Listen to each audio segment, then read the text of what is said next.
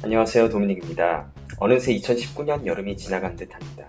매년 그랬지만 특히 올여름은 기억도 안 날 만큼 빨리 흘러간 것 같습니다. 여름이 지나고 본격적인 가을이 오려는 시점인 이 시기만 되면 언제나 저를 괴롭히는 오랜 질병이 하나 있는데요. 바로 비염입니다. 제가 2004년 8월 31일 군입대를 했습니다. 벌써 15년이 흘렀네요. 군입대라고 하면 저도 마찬가지로 생각하기 싫은 기억들이 꽤나 떠오릅니다.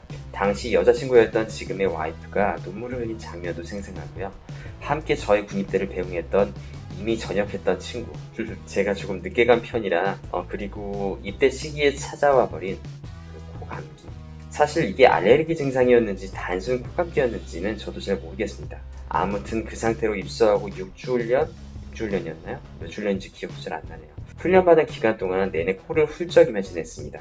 좁아 터진 내무실에서 먼지 가득한 옷과 모포 그리고 전투와 늘 훌쩍임 속에 먼지를 가득 마실 수밖에 없는 환경이었고, 당시 9월 초임에도 불구하고 아침마다 지붕에 서리가 낄 정도로 뚝뚝 떨어지는 철원의 괴물 같은 기온, 불침번 설 때마다 느껴지는 향수와 그리움, 6시마다 들리는 제일 듣기 싫은 기상하십시오 소리, 저녁을 700여일 이상을 남겨둔 그 시절, 저는 훈련이 힘들었다기보단 이 코감기로 인해 고통스러웠던 기억이 가장 크게 남습니다. 그래서 그런지 그 이후로 매년 8월 말이 다가오면 같은 증상이 반복됩니다. 코와 눈 그리고 목이 미치도록 간지럽고요. 콧물이 흐르고 코가 막히고 매우 고통스럽습니다. 군대를 전역하고 나서 사회생활을 하고 또 결혼을 하고 아이를 키우는 지금 2019년 여름까지도 이 증상은 사라지질 않네요. 물론 병원은 많이 가봤습니다. 이비인후과나 한의원에 가서 약도 많이 먹고 영양소의 부족인가 싶어 별별 영양제도 다 먹어보고 침도 맞아보고, 제가 보충제 많이 먹었다 했잖아요. 그때 영양제도 참 많이 챙겨 먹었네요. 그렇지만 병원에 가면 잠시 그때뿐이지 또 금방 증상이 심해지더라고요. 그래도 다행히 7년째 고생하던 중 인천 구월동에 있는 한 이비인후과에서 약을 지어 먹고는 일정 기간 호전을 경험했습니다. 그때가 돼서야 저를 괴롭히던 게 알레르기성 비염이라는 걸 확신하게 된 뒤로 8년째 매년 이 시기만 되면 병원으로 찾아가 똑같은 약을 지어 먹고 있습니다. 그러면서 한 2달 이상 약으로 버티면서 지내다 보면 또 거짓말처럼 증상이 사라지더라고요. 서론이 굉장히 길었죠. 저는 운동이 이러한 면역계통 질병을 일정 부분 완화시킬 수는 있지만 고치지는 못한다고 생각합니다. 특히나 빡센 훈련은 오히려 더욱 악화시킬 수도 있다고 보고요. 물론 활동의 부족이 근본적인 원인으로 꼽히는 질병들에는 효과가 있죠. 예를 들자면 운동 부족으로 체중이 불거나 허리가 안 좋은데 운동을 통해 그것을 개선시켰다든지, 당뇨 전 단계에서 꾸준한 훈련을 통해 안정적인 혈당을 유지하여 건강해졌다든지, 혈압이 높았었는데 운동을 통해 체중을 줄여 정상화를 시켰다든지 등등 좋은 효과는 분명히 있습니다. 단 체성분과 체형이 바뀐다 할지라도 개선하기 힘든 면역력의 부족으로 인해 발현되는 질병이 있어서는 의지만 앞서는 훈련은 지양할 필요가 있다고 봅니다. 강도가 높은 훈련이 면역력을 약화시킨다는 내용은 이미 많이 들어보셨을 겁니다. 이 면역력이라는 게 제가 만나본 의사분들이 하는 말이 성장기 때, 그러니까 완전한 성인이 되기 이전에 대부분 형성된다고들 합니다. 저는 늦었다고들 말씀하시더라고요. 우리가 아주 단순하게 생각해서 제가 100의 면역력을 가지고 있고 나를 괴롭히는 비염이 120의 면역력을 버틸 만한 힘을 가지고 있다면 저는 이 녀석에게 지는 겁니다. 근데 제가 면역력이 200이었다면 이 비염이라는 녀석이 제 몸에서 힘을 못 쓰고 증상은 나타나지 않았겠죠. 근데 강도 높은 훈련은 제가 가지고 있던 이 100의 면역력을 일정 기간 더 깎아내립니다. 물론 회복해주면 다시 100으로 원복되겠지만 무리한 고강도 훈련이 계속 되다 보면 꽤 낮은 상태로 오래 유지되겠죠. 그러면 근육은 많더라도 아기들보다도 질병에 취약한 몸 상태가 되는 겁니다.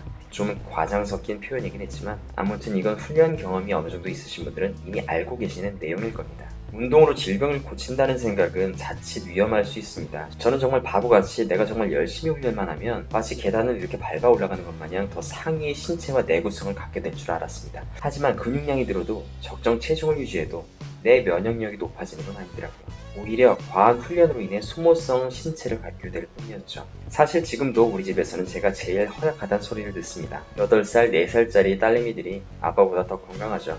여러분, 고강도 훈련이 면역력에 악영향을 끼치니까 절대로 하지 마세요가 아닙니다. 운동이란 요소를 잘 활용하면 약이 되고 과용하면 또 독이 된다는 거고요. 절대로 운동만으로 건강해지려는 어리석은 발상은 하지 마셨으면 하는 바람에서 하는 얘기입니다. 자신에게 질병을 일으키는 근본적인 원인을 없애는 게 가장 중요한 거고요. 규칙적인 생활과 충분한 수면, 충분하게 다양한 영양소를 섭취하는 것도 기본입니다. 일상에서 스트레스를 받지 않는 것도 아주 중요하죠. 근데 운동이라는 게 여기서 말하는 이 기본에 포함되는 건 절대적이진 않다고 봅니다. 경우에 따라서 그럴 수도 있고 또 아닐 수도 있다는 정도?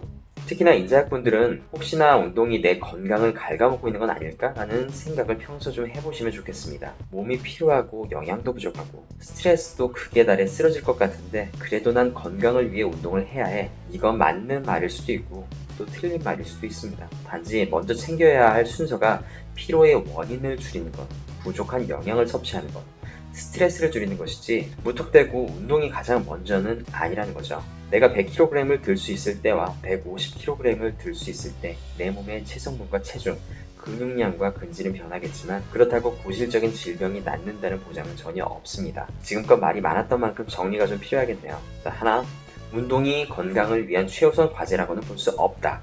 물론 활동량 부족이 근본적인 원인이 되는 질병이라면 이야기는 다릅니다. 둘, 건강을 위한 운동과 신체 발달을 위한 운동은 꼭 같은 건 아니다.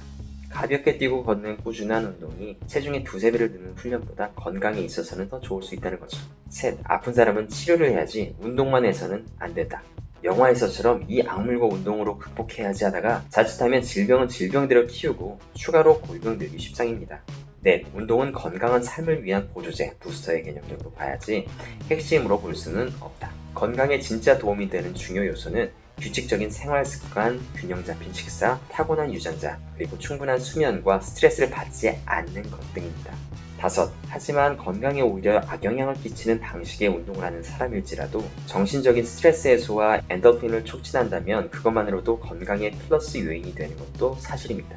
결론적으로 지금 제 이야기가 끝나면 나는 내 몸을 아껴주고 있는 건지 아껴주려다 되려 혹사시키고 있는 건지를 되씹어 볼 필요가 있지 않을까 싶습니다. 이상 도미닉이었습니다. 아니, 인자 드리겠습니다. 아니, 너 뭐해 또? 아니나, 너도 이제 그만 좀 입어, 아빠. 인자 도미닉이다. 마스크 안 썼네? 인자 도미닉님, 팔굽혀펴기 좀 보여주세요. 못해요. 빨리 나와. 아, 왜 아빠 신발 신고 뭐해 또? 아이고, 참, 또 시작하네. 아니나, 아빠가 그래? 둘, 셋, 넷. 둘, 셋, 넷. 자꾸 내려가. 아이고. 둘, 셋, 넷. 둘, 셋, 넷. 혹시 남자야, 여자야? 둘, 셋,